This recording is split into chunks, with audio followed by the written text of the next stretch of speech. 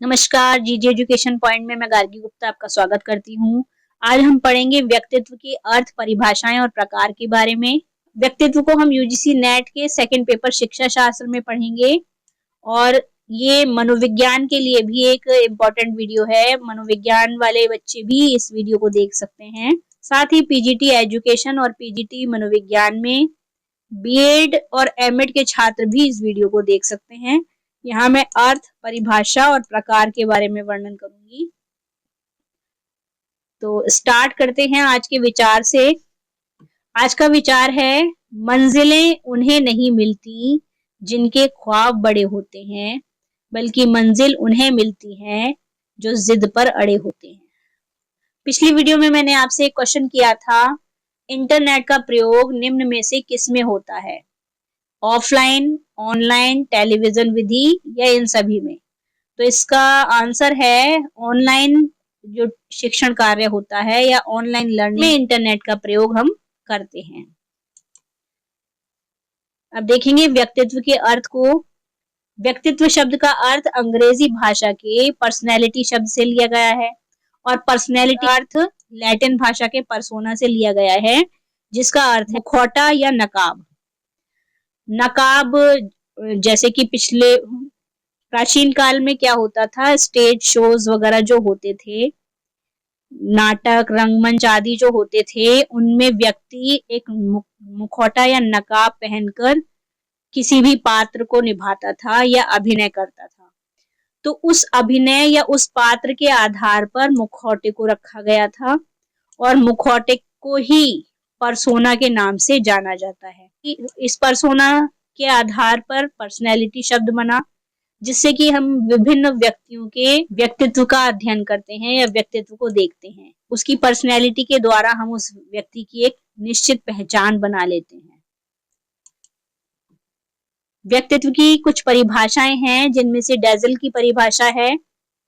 Dazzle ने व्यक्तित्व को कहा है, व्यक्तित्व व्यक्ति के संगठित व्यवहार का संपूर्ण चित्र है। संगठित व्यवहार मतलब इकट्ठा करे हुए व्यवहार का संपूर्ण चित्र व्यक्तित्व है। व्यक्ति के संगठित व्यवहार से मतलब हम कह सकते हैं व्यक्ति की बोलचाल, हाव भाव, व्यक्ति का उठने बैठने का तरीका, खाने का तरीका, लोगों से बातचीत करने का तरीका, इन सारे व्यवहारों को मिलाकर ही एक व्यक्ति का व्यक्तित्व बनता है। वो किस प्रकार से खड़ा होता है, किस प्रकार से चलता है, किस प्रकार से वो लोगों से बातें करता है, अपने कामों को किस प्रकार से करता है। तो ये सारी बातें एक व्यक्ति के व्यक्तित्व को बताती हैं या एक व्यक्ति की पहचान कराती हैं, उसका चित्र बताती हैं कि वो क्या है। ऑलपोर्ट के अनुसार व्यक्तित्व व्यक्ति के भीतर उन मनोदैहिक गुणों का गतिशील या गत्यात्मक संगठन है जो वातावरण में उसके अपूर्व समायोजन को निर्धारित करता है। इसका अर्थ है व्यक्ति द्वारा जो शारीरिक रूप से और मानसिक रूप से जो क्रियाएं की जाती हैं, उसका जो मिला जुला रूप होता है, जिसके द्वारा वो वातावरण के साथ समायोजन करता है या एडजस्टमेंट करता है, या जिससे पता चलता है कि वो वातावरण में किस प्रकार का व्यवहार करता है, वही व्यक्तित्व को बताता है। और उसी के द्वारा व्यक्ति की पहचान भी की जाती है कि व्यक्ति किस प्रकार की प्रवृत्ति को धारण करता है या रखता है। बोरिंग के अनुसार वातावरण के साथ सामान्य एवं स्थायी समायोजन ही व्यक्तित्व है। इसका मतलब ये है कि व्यक्ति अपने वातावरण के साथ किस प्रकार का समायोजन कर रहा है, सामान्य रूप से तथा हमेशा रहने वाला जो एडजस्टमेंट है वो किस प्रकार का कर रहा है, वही उसके व्यक्तित्व को बताता है। जैसे मान लीजिए जब बच्चे का एडमिशन होता है और पहली बार वो स्कूल जाता है, तो किस प्रकार का समायोजन उस समाज से या स्कूल के ग्रुप से, अपने क्लास के बच्चों से करता है।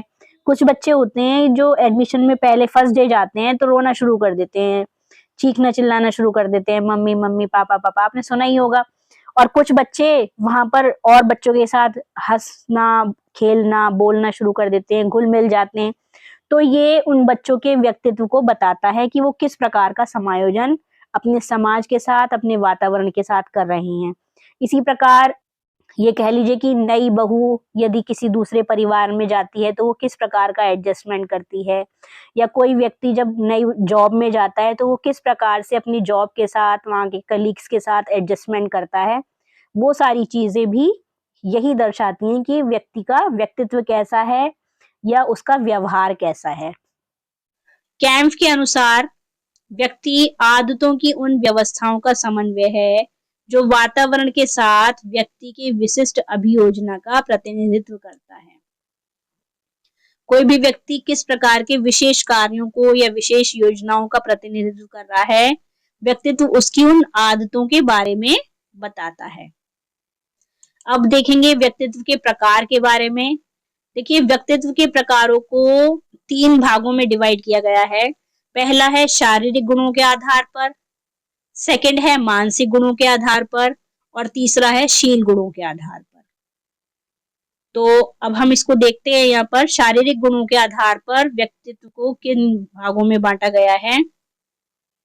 क्रैशमर द्वारा दिया गया, इसमें इन्होंने स्थूलकाय, कृशकाय, पुष्टकाय और विशालकाय 4 प्रकार के लोगों के बारे में बताया, या 4 प्रकार के व्यक्तियों के बारे में बताया। स्थूलकाय का मतलब है, स्थूल शब्द से ही दिखाई दे रहा है ना, थुलथुल या थुलथुला। तो स्थूलकाय बताता है ऐसे लोगों को जो हष्ट पुष्ट, मोटे ताजे, हट्टे कट्टे होते हैं। इनका जो शरीर है उसमें मांसपेशियां बहुत अधिक होती हैं, चर्बी अधिक होती है, साथ ही ये हाइट में छोटे होते हैं। गर्दन इनकी चेहरे से मिली हुई होती है, यानी इतनी मोटी होती है कि वो चेहरा और गर्दन अलग अलग दिखाई नहीं देते हैं, वो एक ही लगता है। व्यवहार में ये खुशमिजाज होते हैं, लोगों के साथ अच्छे से एडजस्टमेंट कर लेते हैं। कृशकाय ऐसे व्यक्ति होते हैं जिनमें मांसपेशियों की कमी होती है लेकिन हड्डियां ही हड्डियां दिखाई देती हैं। ऐसे व्यक्ति पतले और लंबे होते हैं, स्वभाव में चिड़चिड़े होते हैं। पुष्टकाय यानी हष्ट पुष्ट प्रकार के व्यक्ति होते हैं, ऐसे व्यक्तियों को पुष्टकाय कहा जाता है। इनकी मांसपेशियों और हड्डियों का जो अनुपात होता है वो समान होता है। ये बहुत एक्टिव होते हैं, फुर्तीले होते हैं। विशालकाय व्यक्ति में इन तीनों के गुणों को रखा जाता है। ये तीनों के गुण जो होते हैं, ये तीनों के गुण विशालकाय व्यक्ति के अंदर आ जाते हैं। व्यक्ति बहुत मोटा नहीं होता तो पतला भी नहीं होता, बीच का होता है। साथ ही जो हष्ट पुष्ट भी होता है, जॉली नेचर का होता है, पूर्णतः स्वस्थ होता है। तो ऐसे व्यक्ति को विशालकाय की श्रेणी में रखा जाता है। इन तीनों के मिले जुले गुण उनमें पाए जाते हैं। क्रैशमर ने अपने इस वर्गीकरण को में से एक भाग को निकाल दिया था। विशालकाय वाला जो बैलेंस इन्होंने रखा था उसे निकाल दिया था। उसके बाद इनके ये 3 ही शरीर की आकृतियों को माना जाता है। क्रैशमर के वर्गीकरण में एक टेबल दिया है इन्होंने। पिकनिक टाइप के व्यक्ति स्थूलकाय कहलाते हैं, एथलेटिक टाइप के कृशकाय और सैनिक टाइप के पुष्टकाय।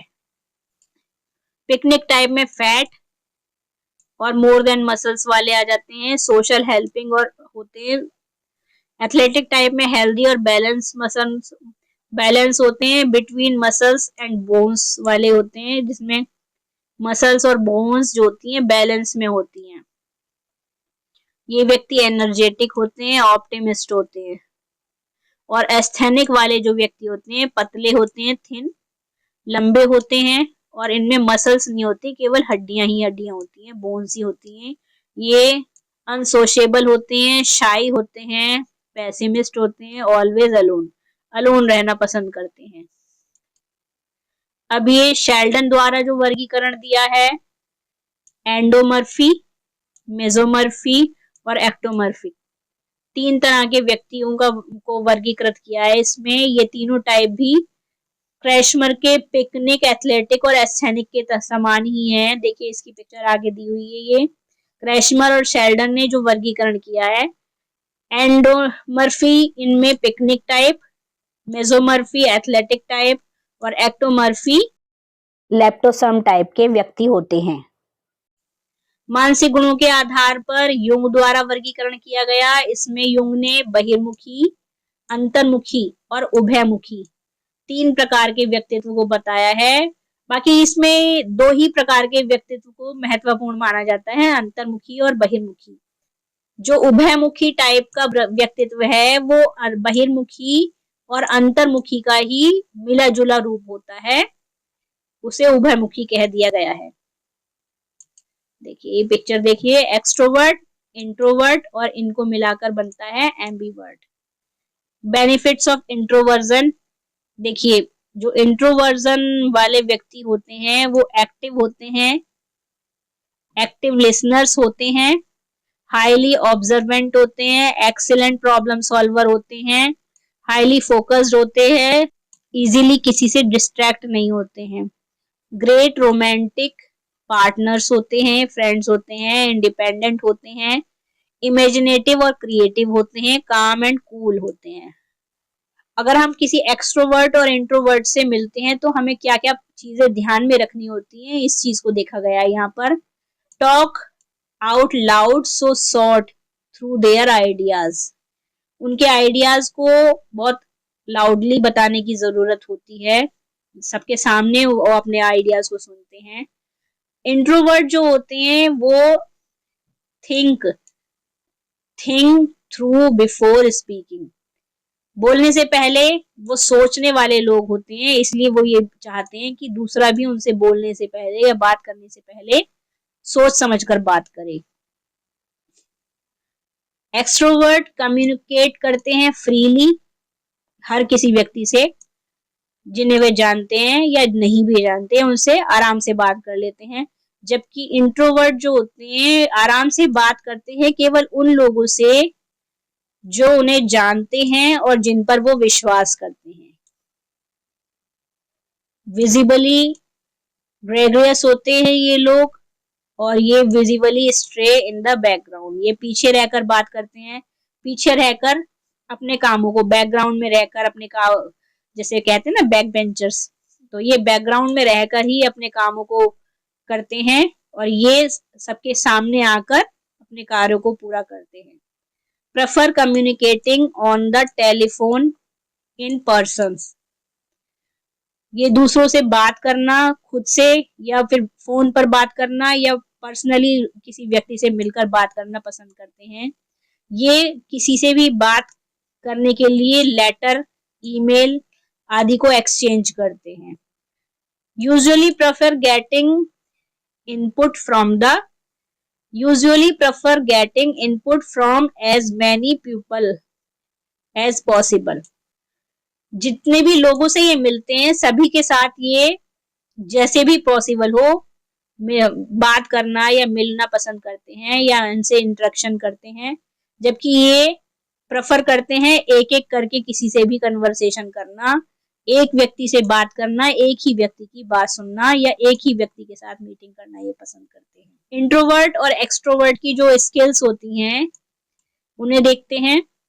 इंट्रोवर्ट की मेमोरी शार्प होती है, साथ ही इनको प्लानिंग करना अच्छा लगता है, प्रॉब्लम सॉल्विंग नेचर के ये होते हैं, मोटर कंट्रोल इनमें होता है, अपने दिमाग पर इनका काबू रहता है, अपने आप पर ये कंट्रोल कर सकते हैं और सेल्फ रेगुलेशंस को अप्लाई करते हैं, यानी ये अपने ही नियमों और निर्देशों का पालन करते हैं। एक्सट्रोवर्ट प्रोसेसिंग न्यू इंफॉर्मेशन, वो नई इंफॉर्मेशन बनाते हैं, जानकारी प्राप्त करते हैं। अप्लाइंग न्यू नॉलेज क्विकली, और जो भी इंफॉर्मेशन या नॉलेज वो प्राप्त करते हैं उसको अप्लाई भी करते हैं दूसरों पर या स्वयं पर भी वो अप्लाई करते हैं। टॉकिंग मोर एक्सट्रैक्टली, लोगों से अच्छे से बोलते हैं और कुछ क्रिएटिव या अमूर्त चीजों को वो बताते हैं। रिस्क टेकिंग होते हैं ये लोग, किसी भी चीज में जान जोखिम डालने में या जोखिम में डालने में ये पीछे नहीं हटते, रिस्क लेना उनको पसंद होता है। देखिए इंट्रोवर्ट जो होते हैं अकेले में रहना पसंद करते हैं, जबकि ये भीड़ भाड़ में सबके साथ रहना पसंद करते हैं। देखिए इंट्रोवर्ट और एक्सट्रोवर्ट को मिलाकर एम्बीवर्ट बनता है, यानी एम्बीवर्ट में इंट्रोवर्ट और एक्सट्रोवर्ट के मिले जुले गुण होते हैं। एक्सट्रोवर्ट और इंट्रोवर्ट के बीच एम्बीवर्ट को रखा जाता है। जैसे मान लीजिए एक बाल्टी में गर्म पानी है और एक में ठंडा पानी है और बीच में एक बाल्टी रख दी जिसमें थोड़ा सा गर्म पानी डाल दिया और थोड़ा सा ठंडा पानी डाल दिया, तो ये मिलाकर हो गया गुनगुना पानी या निवाया पानी, ल्यूक वार्म वाटर जिसे कहते हैं। तो एम्बीवर्ट जो होता है वो वही काम करता है जो ल्यूक वार्म वाटर करता है। जहां पर जरूरत होती है वो गर्म हो जाता है, जहां जरूरत होती है वो ठंडा हो जाता है। तो ये वाले गुण एम्बीवर्ट में पाए जाते हैं। बाकी इसे देख लीजिएगा। Enjoy spending time with others, extrovert दूसरों के साथ टाइम स्पेंड करते हैं, इंट्रोवर्ट नहीं करते हैं, अकेले रहते हैं। ये बाहर घूमने वाले होते हैं, ये रिजर्व प्रवृत्ति के होते हैं। ये prefer to work on team, ये टीम में वर्क करना पसंद करते हैं, लेकिन ये इंडिपेंडेंटली वर्क करना पसंद करते हैं। Like to talk things out with others, like to process internally. और एम्बीवर्ट क्या होते हैं? Enjoy other but need alone time, मतलब दूसरों के साथ मिलजुल कर रहते हैं यानी एंजॉय करते हैं, लेकिन अकेले रहना इन्हें पसंद होता है। Can be out going in the right context, can be on teams after working independently, मतलब इनकी एक टीम होती है लेकिन ये इंडिपेंडेंटली काम करते हैं। कैन प्रोसेस आउट लाउड और इंटरनली, ये आउट लाउड भी वर्क करते हैं और इंटरनली भी वर्क करते हैं। नेक्स्ट आती है शील गुण के आधार पर व्यक्तित्व के प्रकार।